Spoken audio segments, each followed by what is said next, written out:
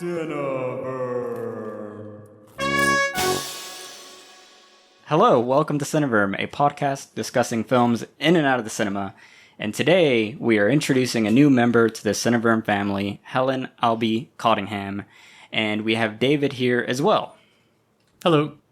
Just to begin, thank you so much for joining the podcast. It has been a long time coming, and I'm very happy and excited to have you here. And as is our tradition when we introduce new people to the podcast, we want to kind of get to know you a little bit. So me and David have some questions, and I think you also have some questions for us as well that we're going to discuss, and then hopefully all the listeners can get to know you a little bit. I guess I'll start with the first question. So what was your film awakening, or was there like a specific film or time period in your life where you realized that you loved film, or that you like understood it to be something greater than just, you know, something you watch and eat popcorn to? Oh my goodness, that is a massive answer and an amazing question. And yes, I'm so happy to be here. I heard the call that y'all were looking for another co-host, and out of the mist, I materialized, and this is a dream come true. It absolutely is. That question is so hard for me to answer because I could talk all day about it. I've basically spoken, I can't believe I'm going to say this sounds pretentious, but I've spoken the language of films since I was a child. My parents are huge film nerds. My brother has known he wants to be a director since he was a kid. My grandmother had the largest VHS collection you have ever seen, floor-to-ceiling shelves of just movies that we would go over there and spend weekends and just watch as many as we could in a weekend every time we visited her. But I'd say that one of the biggest film awakenings I ever had, which there were so many, but when I saw Oh Brother, Where Art Thou in the theater as a teenager, I think that's when I understood what auteur theory was. That's when I understood that a director or a writer could create something that was specifically them, that had its own aesthetic and its own language and its own visual meanings. And it blew my mind. It shattered my universe. And I kind of hated it when I first saw it. I found it really unsettling. I was like, Oh Brother, Where Art Thou was really weird. I don't understand it. And then the more I watched it and the more I thought about it, I realized my discomfort was more of a feeling of being impressed and having something change in the way I saw movies than so much of a hatred. Like, I was like, these guys speak in a way that no other filmmakers speak. All their dialogue is different. And yeah, I've been an obsessive Coen's fan ever since. So that was a big one for me. Wow, that's an awesome answer. Wait, David, what are your takes on the Coen brothers? I can't remember what you thought about them. Oh, I like them. I mean, for some reason, Oh Brother, Where Art Thou, I think I've only seen it once. And so it's not, I don't know, it's not one of my favorites. Maybe I had the same, maybe it's because I've only seen it once and I had the same feelings as you did, but I just haven't seen it again to like resolve those feelings or something. But yeah, I love the Coen brothers. I mean, Fargo, I think is one of my 10 out of 10s. Yeah. But all of their movies are interesting. They're kind of bizarre, strange folksiness about them that's somehow a common thread no matter what their movie's about. It's so earthy and so strange. He's just kind of funny looking in a general sort of way. Like, it's just like, who else comes up with dialogue like that? Yeah. I just love them. I just love them. Anyway. So that was a big film. Yeah, No Country for Old Men was one of my film awakening movies that I think I mentioned in our podcast when we did that. So yeah, that was mine, I guess. That was my Coen brothers awakening movie, because it was just so, it's just because it was so, I guess from that one, I could tell that everything was purposeful, I guess, was what I was starting to realize, that every good filmmakers, that everything in a movie is completely on purpose. Every shot, every shadow, every facial expression that they capture and take that they choose. I don't know. So yeah, that was mine for sure. That's interesting. That's awesome. And that's like such a unique film to have as your awakening, because it's so, like, I remember when I watched it, it was so strange, like the way it's colored.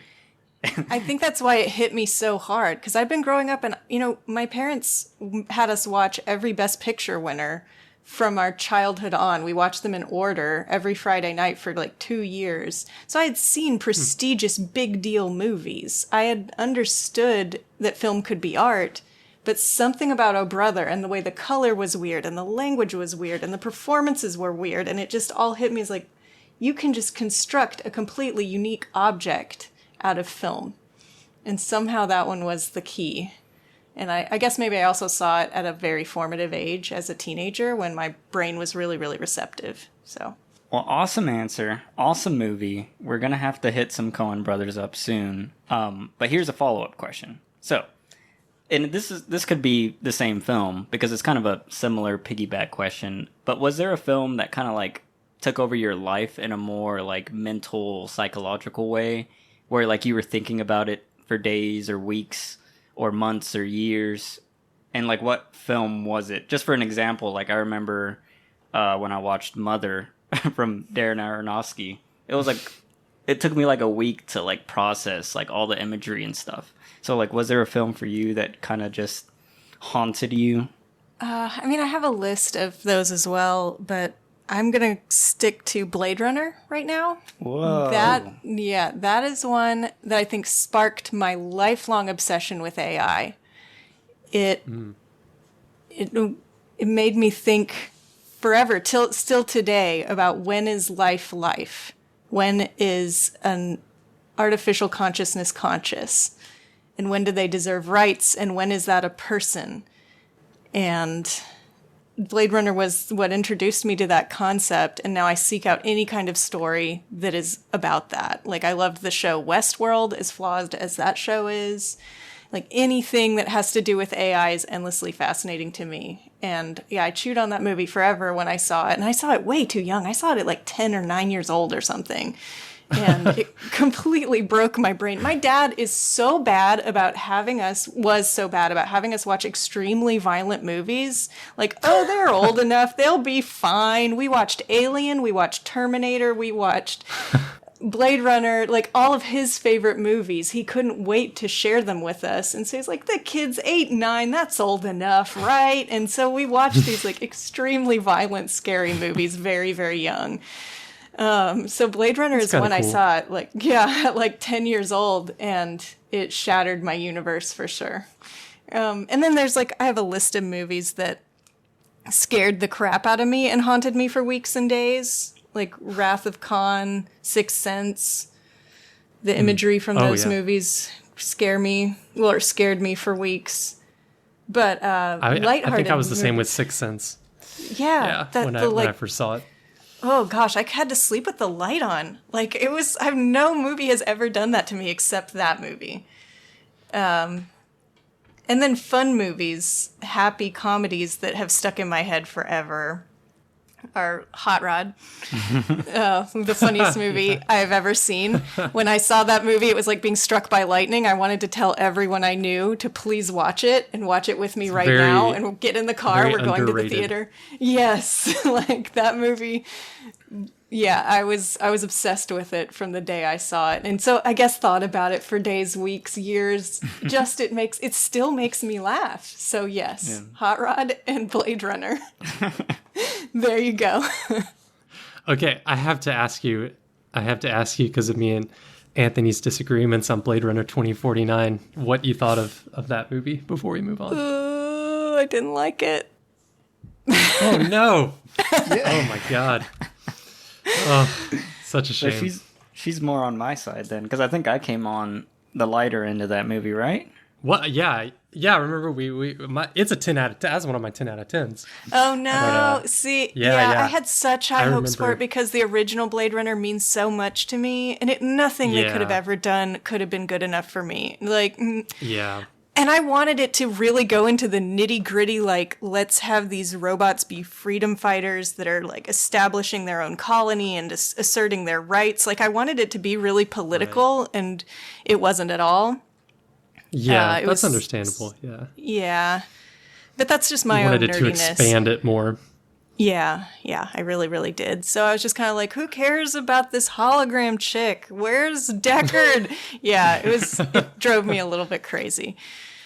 Well, what did you think about Jared Leto in that movie? Because I remember that was a point of contention. Because I thought he was awful. I mean, I think they were just trying to do the same villain from the first one again. Yeah. And it just didn't feel very original or interesting. I don't really have a problem with him so much. Yeah. He's hit or miss for me. I'm not repulsed by him like some people are. Yeah. But yeah, I mean, it was fine. He was a villain. He was a villainy villain. I kind of wish that the chick that was his underling was the main villain. And he was just deleted from the movie.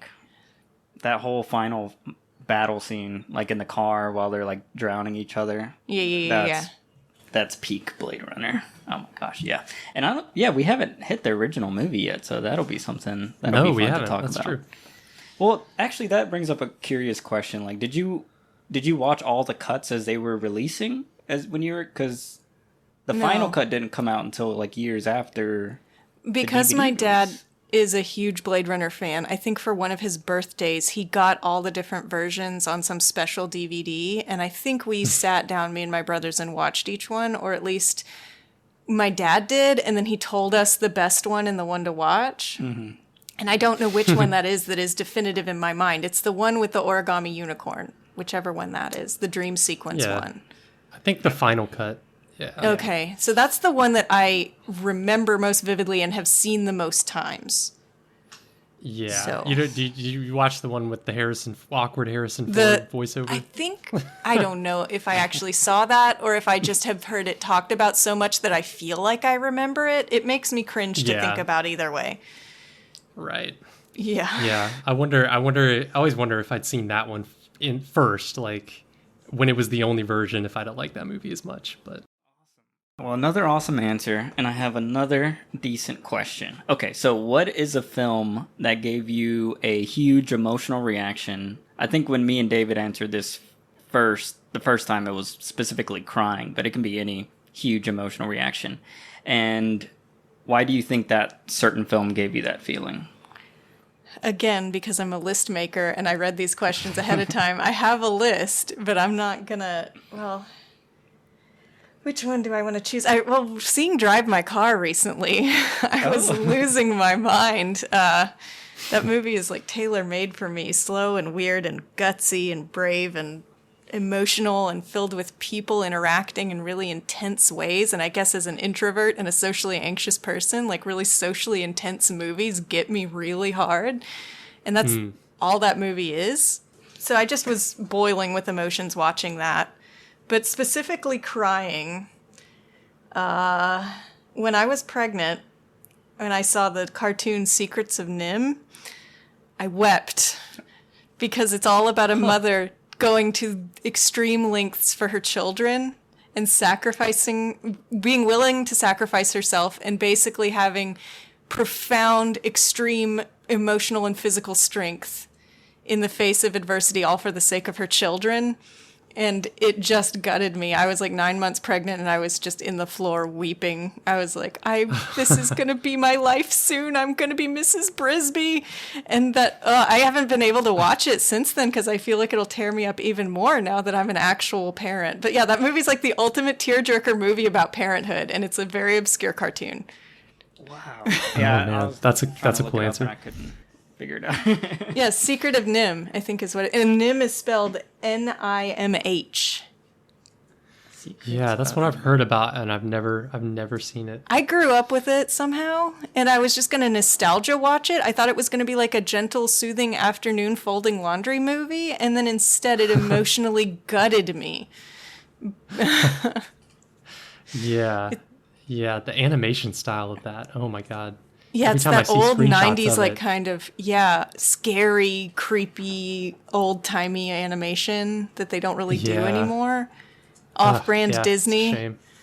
I'm writing a list of ones I gotta check out. It has mice in it, right? Yeah, it's mice, Okay. Mrs. Brisby is a mouse. I finally found it. Yeah, look at some film stills from that mess. It's dark. Wow. And I mean, you know that I'm like a huge animation head, right? So Yeah.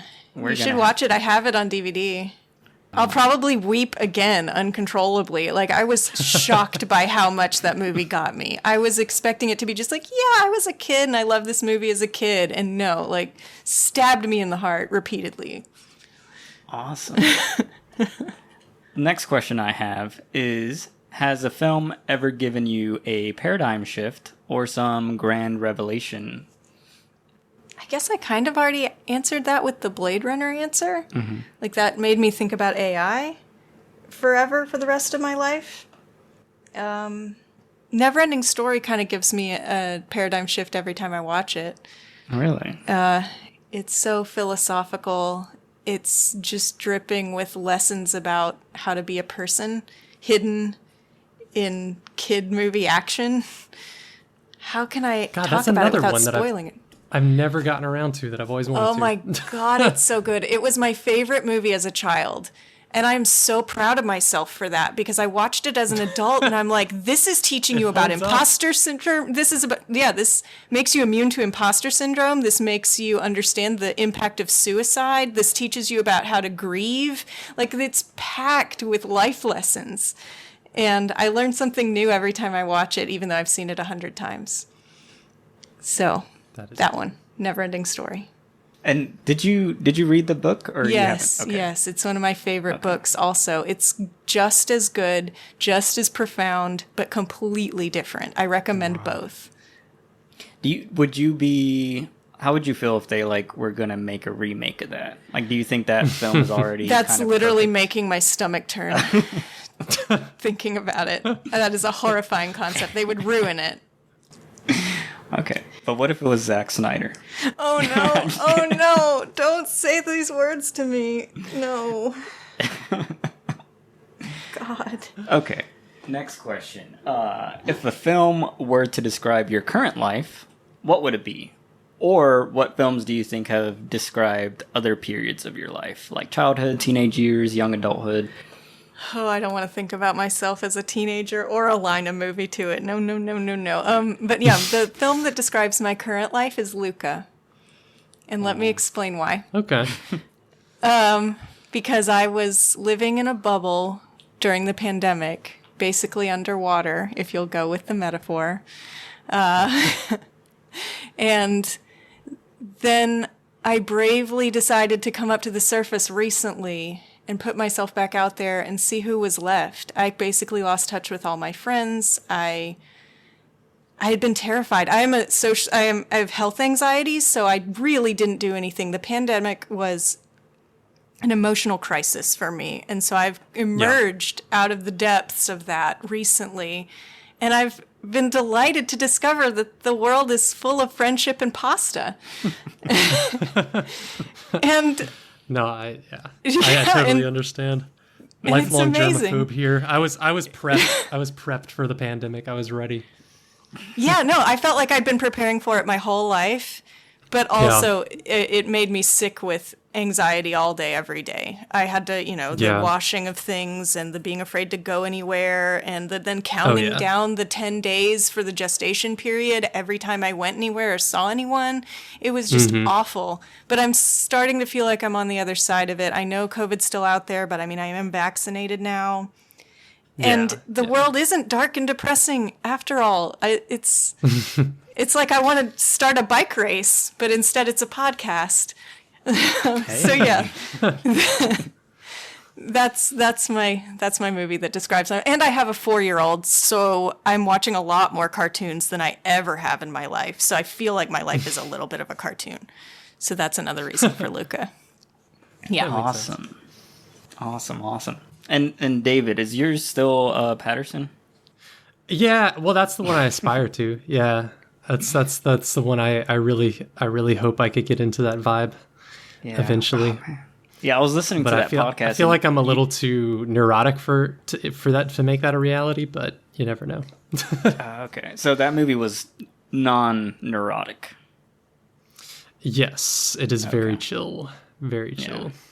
We have to watch that because all three of us like Adam Driver. Yes, I love him. He's my guy. Oh my gosh, he's my guy. Oh man.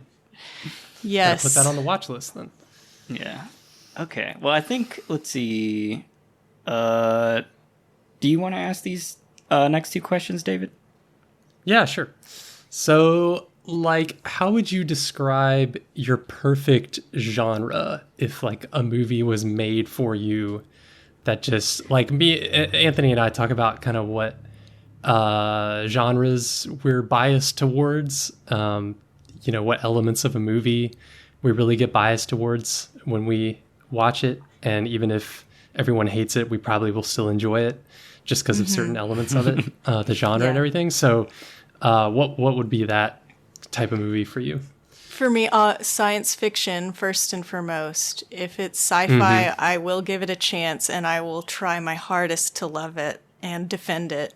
And it has to really break my heart for me to hate a sci-fi movie. And especially if it's hard sci-fi, like scientifically accurate sci-fi, I am all about it. I will stand for it forever. If it's slow or moody or haunting in some kind of way, like 2001: A Space Odyssey or Moon, if it teaches me something about humanity, if you mix theoretical physics and human emotion together, I am just there for it forever. Cool.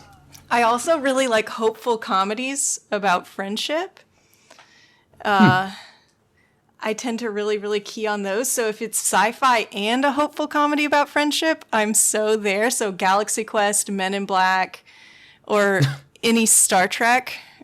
Star Trek, even though that's not really a comedy. But like just people working together, people that have close personal bonds that they go through huge adversity to still stick together. Like, it just gets me. It gets me. Maybe that's like kind of sentimental and girly of me, but I love stories about friendship. That's why I love Hot Rod.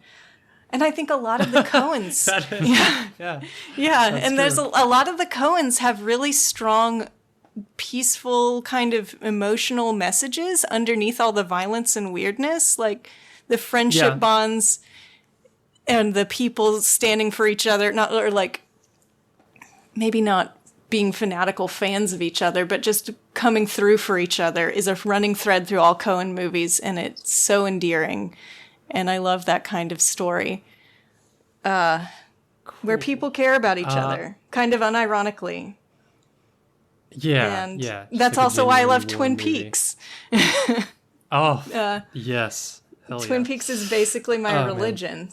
So that's all about love, and people that love each other, and that people will go to any lengths for each other. And even though that's like a weird take for Twin Peaks, that's not really what it's about. But to me, that's what it's about. So those are genres I'm biased toward, is like people that care about each other in a science fiction, fantasy, horror situation. Yeah. Oh my God. You had me at Twin Peaks, because that's one of my, ironically, it kind of turned me towards realizing that TV can be a really good, an actually just as good medium for storytelling as movies. It's rare. I'm still biased towards movies, but oh my God. Okay. So, I have to ask you also related, like, what is your opinion? I know, because you're a Star Trek fan. Like, what's your opinion of Star Wars in general? I love Star Wars. I do, but I only really love the original trilogy. All the new iterations kind of repulse me. Yeah. But no, the original trilogy, of course, they're some of the greatest movies of all time. Yes, I'm not going to try to be like Star Trek uber alles. No way.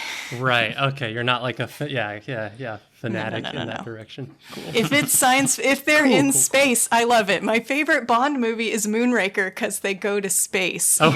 You need to understand my level of adoration for anything space. All right. Okay. Cool. That definitely answers my question. Oh, wait, I have a follow-up question. Just based on the AI thing, have you seen Ex Machina? Yes, I love that movie. Oh, yeah. Okay.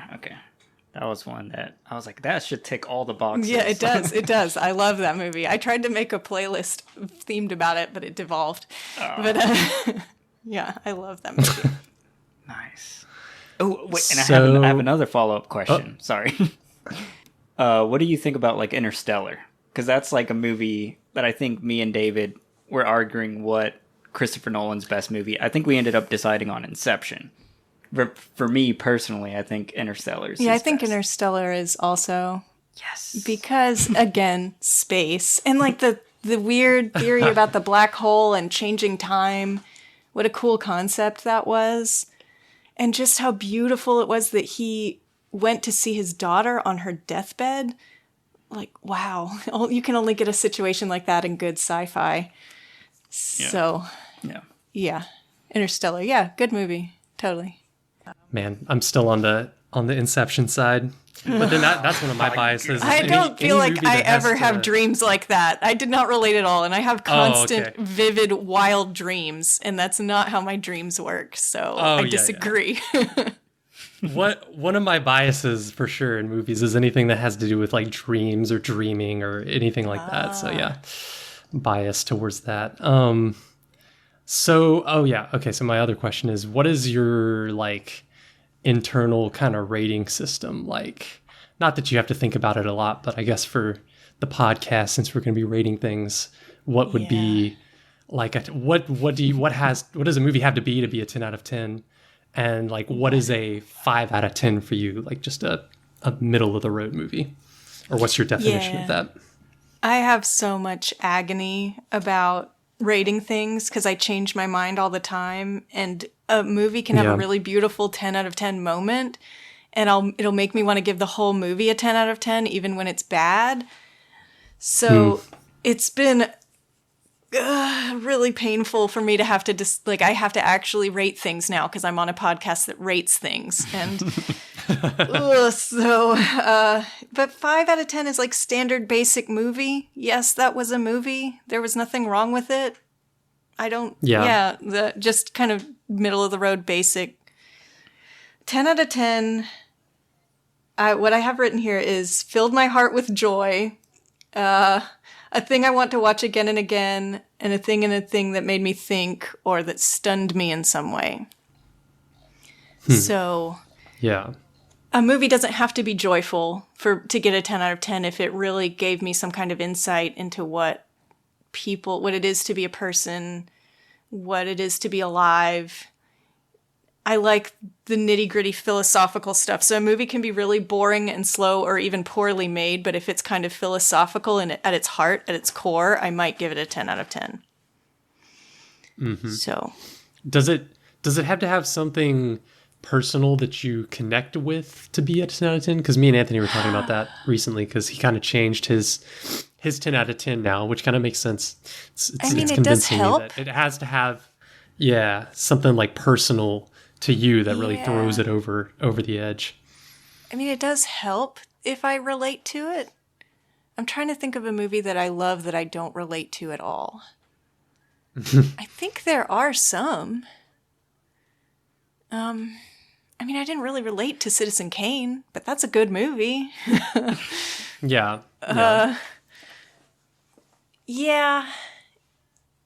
And also nostalgia gets me real bad. Like, I can forgive a lot if I saw it as a child. I can give some pretty... Like, I love Muppet Treasure Island, and that's not a good movie. Oh. But it's a 10 out of 10 for me forever, because I can sing all the songs. I have such beautiful memories of watching that movie with my brothers on VHS. So, nostalgia's a big one. Yeah. That makes sense. Yeah. Oh man, I had that one on VHS too. I had like a little I think I had like action figures or something for that. I had some kind of toys related to that because I really liked that movie. Such an undersung Muppet movie, Muppet Treasure Island. I haven't seen any Muppet movie. Oh my god, well that would be a really weird one to start with, but it's my favorite. Yeah. Okay, so I think the next two questions were questions that you brought that to I us, had. Helen. Yes. I'm going to, I guess, ask them out of order because I'm thinking about this one. Is what are y'all looking for in a narrative? In a book or a movie or a TV show, what is the feeling you are searching for that makes you love it? Because for me, it's insight. If a movie is insightful in some kind of way, if it is anthropological, sociological, these are big buzzwords. Who cares? I'm trying to organize my thoughts. But yeah, if it's insightful, if it makes you pause and feel something about your life And it doesn't have to be preachy. But that's what I'm looking for. And so a movie can be really slow, really weird, otherwise bad. But if it has a little flash of light, a little moment of brilliance, then I got what I wanted when I sat down to watch a movie or read a book. So what are y'all searching for? Anthony has an answer to this. Similar. Yeah. David could go first. Yeah. Okay. Oh, sorry. Yeah, just like something like psychological usually has to be some kind of element in there. Something, yeah, psychological or philosophical. As long as it could be a real, like you said earlier, it could be a really boring movie, but as long as it has something to ponder, then that will throw it over the edge for me. That I'll be interested. Like I've watched really low budget movies, but they had an interesting philosophical concept in them absolutely. that made it worthwhile. So, yeah. And then probably for something like that. Both of y'all, like y'all don't need answers to the questions, right? Or no, I don't mean at y'all all. need like a clear. Okay. No. I prefer when it feeds me just drips of information and I get to fill in the blanks for myself.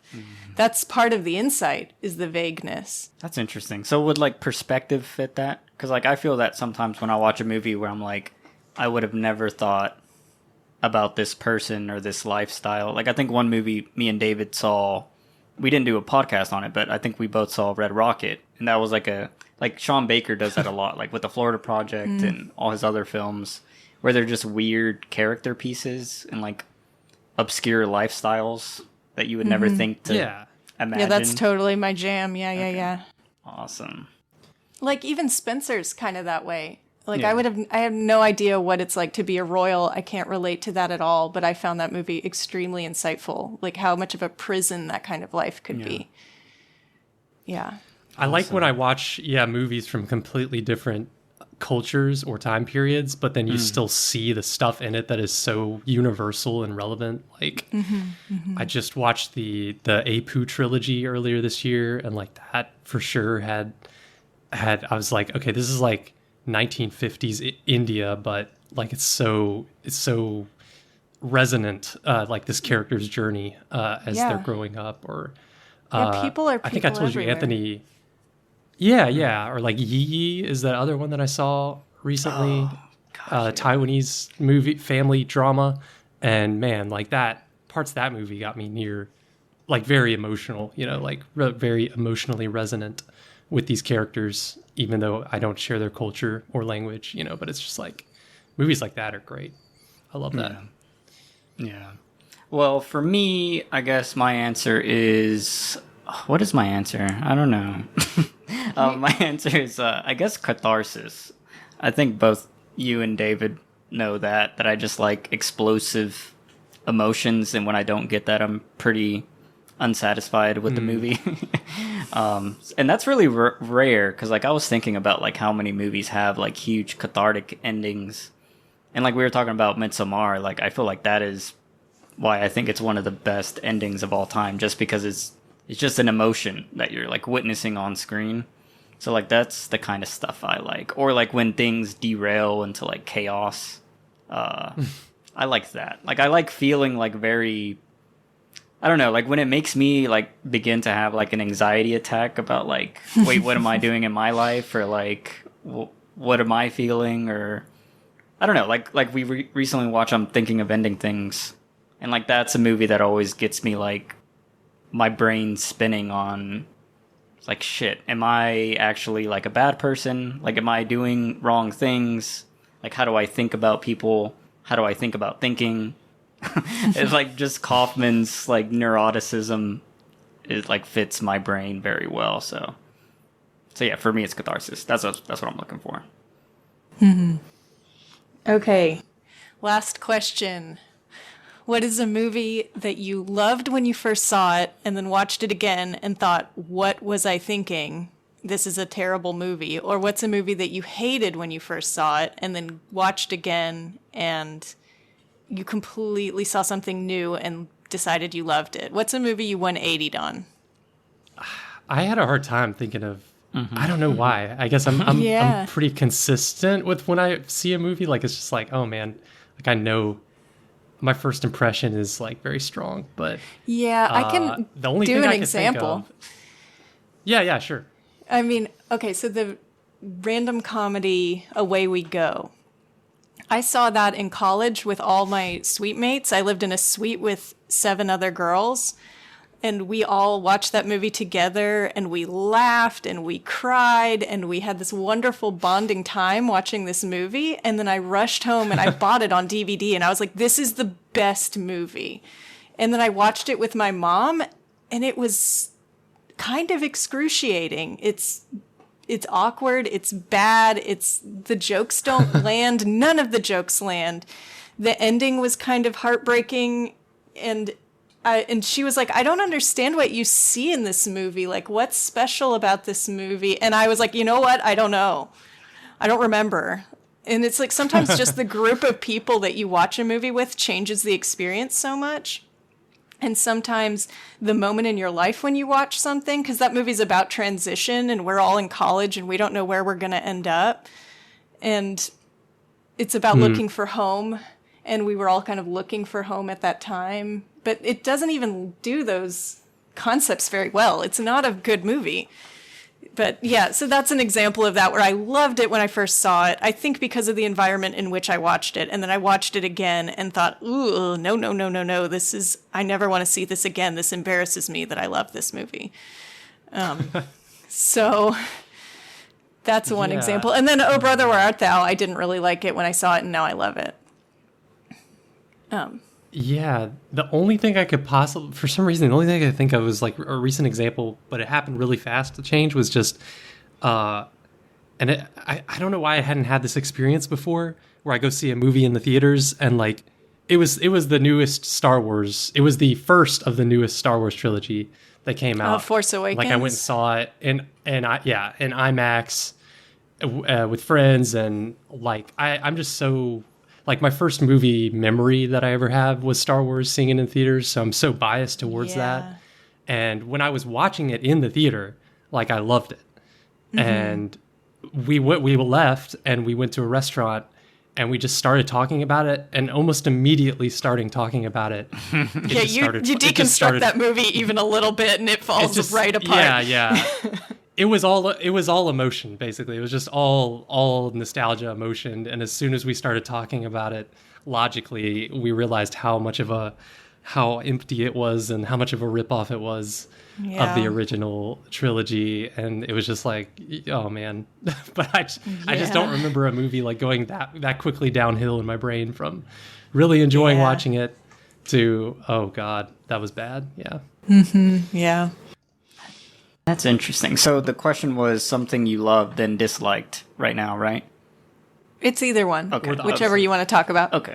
Well, I think and this happens like regularly. I think like every Marvel film, like how David was just talking about watching Star Wars in theaters, like watching a Marvel film in theaters is really fun. Like it feels right when you're in there, but then like as soon as you exit the theater and you start like it's just, or at least for me, because like I just automatically start re-editing things or like rewriting things, it just all falls apart. So like every Marvel movie I feel like is like an 8 out of 10 in theaters, and then they all go down to like 6, 7s like as soon as I get in the car. You know, it's like buying a new car, the values just drops immediately as soon as you like drive it off the lot.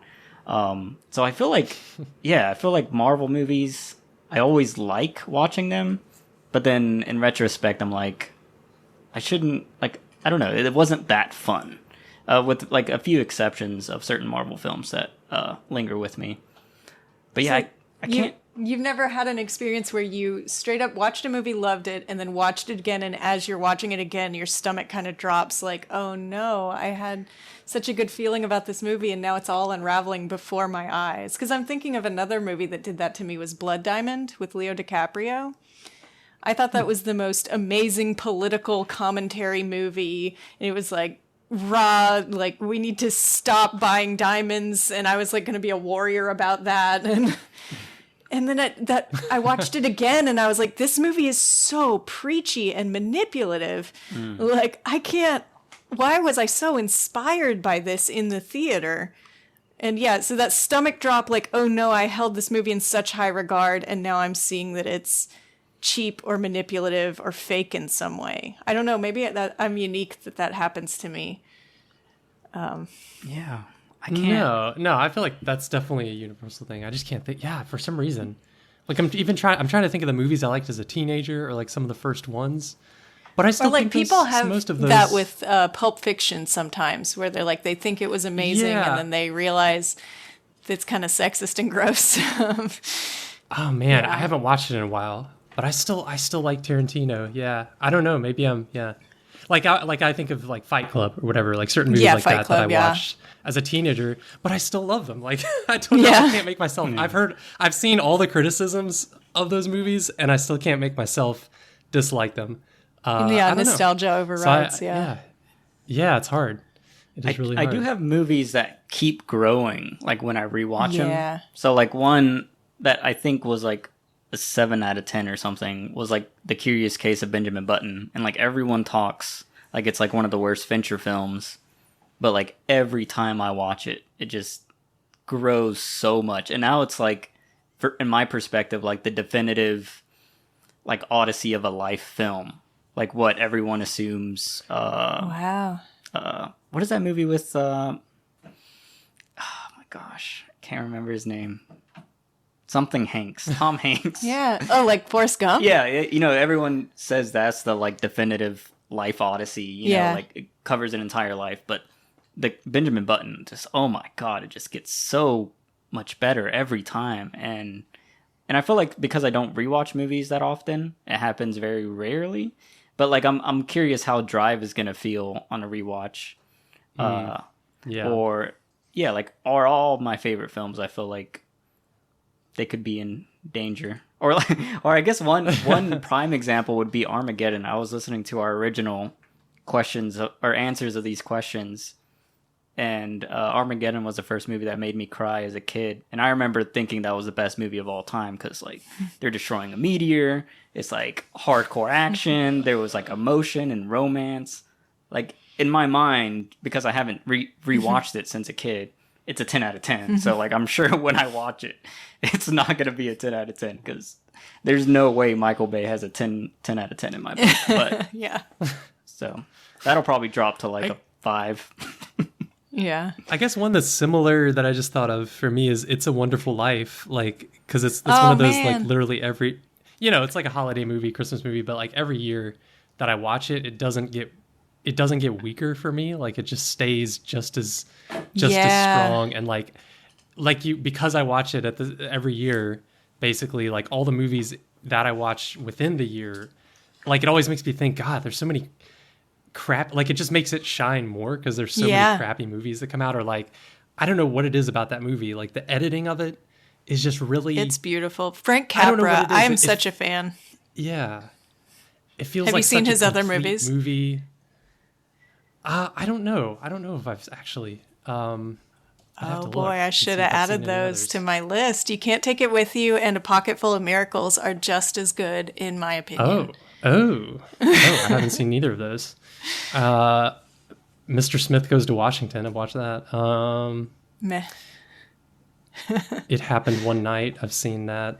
I don't know. Just seeing if I've seen any others, but It's a Wonderful Life. Oh, so good. So good. Yeah. Yeah. So that's all the questions. Did y'all have anything else y'all wanted to add to this little intro? I was wondering if y'all were going to answer some of the questions that you interrogated me with. Like you said, your choices had changed, and then you didn't elaborate. Oh. Yeah, what did I mean by that?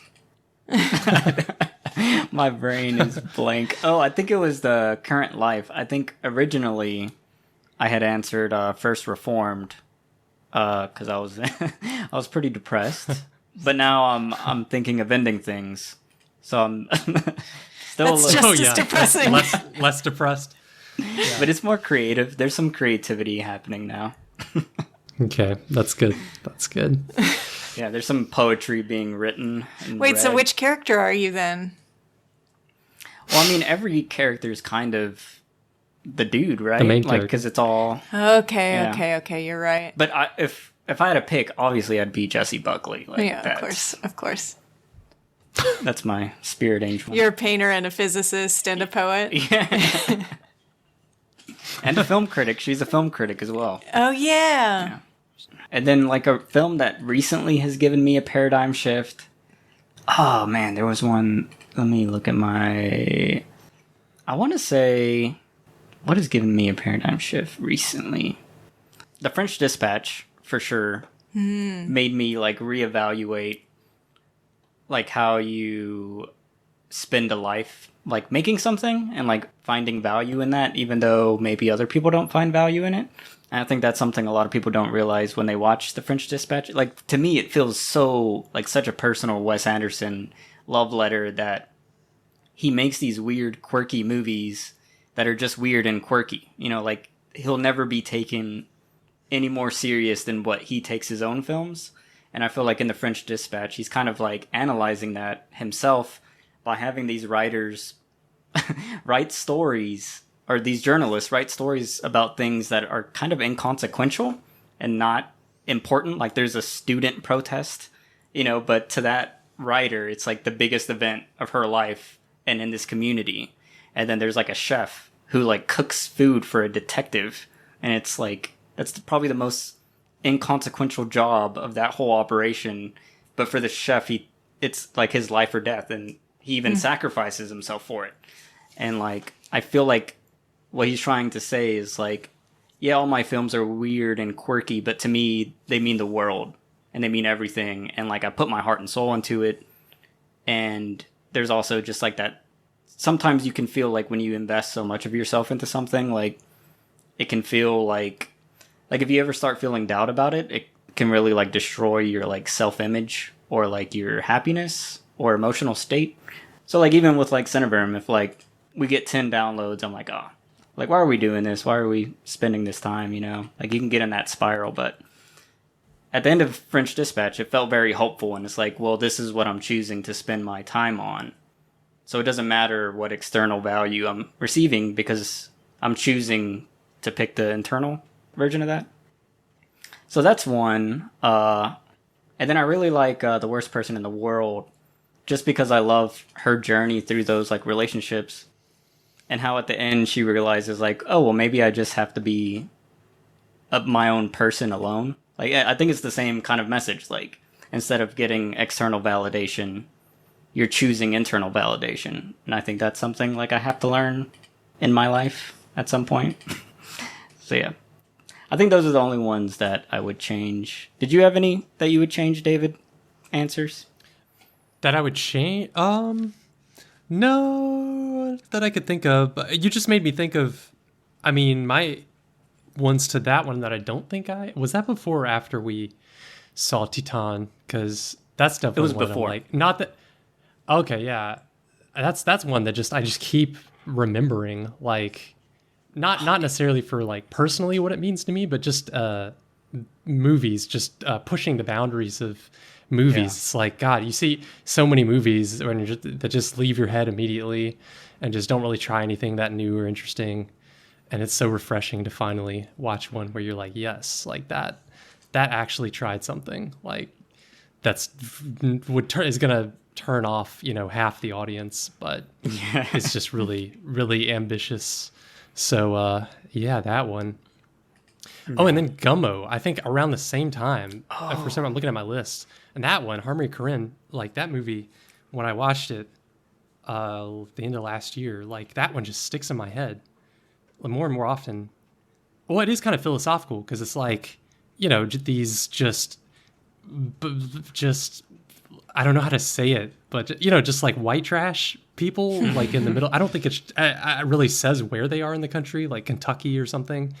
Mm-hmm. And it's just following them around, and some of them are doing more borderline psychopathic things, and disgusting, things that just you see disgusting or whatever. But there's certain scenes in it that just like remind you that they're just as human as everyone else, and they have the same like silly, desires to have meaning in their life and connection with family and dreams of doing more than what they're doing. And I don't know, it just made me, I always think of that movie with like how we're all just kind of, we're all just filling our time doing stuff. And like, you watch that movie and you're like, wow, these people are just doing nothing with their lives, blah, blah, blah. But like, it just makes, for some reason, it made me realize, or reminded me, it's like we're all just, even the rich, successful people, that are at the opposite spectrum of these people in this film, are all just doing the same thing, just to pass the time, and create some kind of meaning in their life. So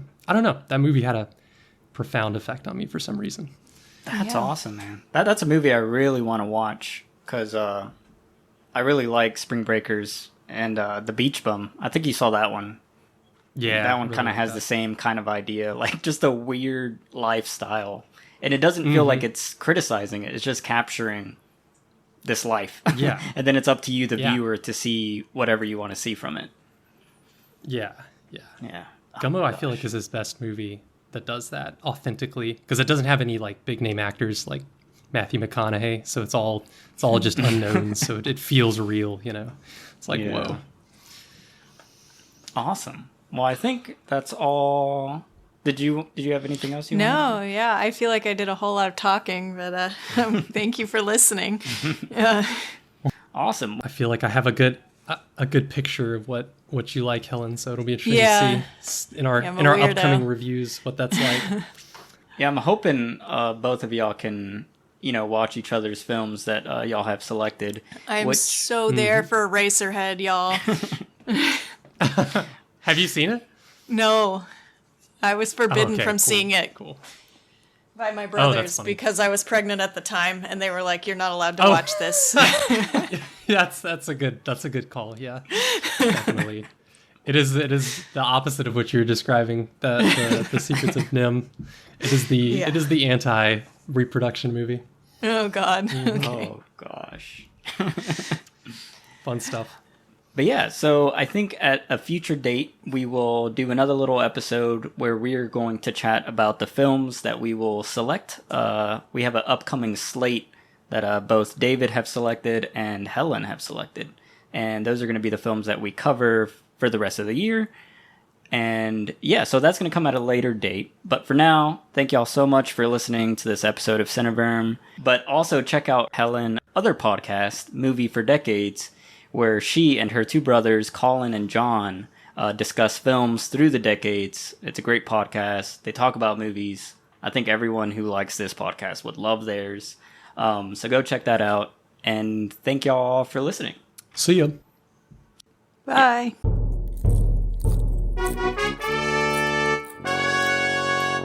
Cineverm.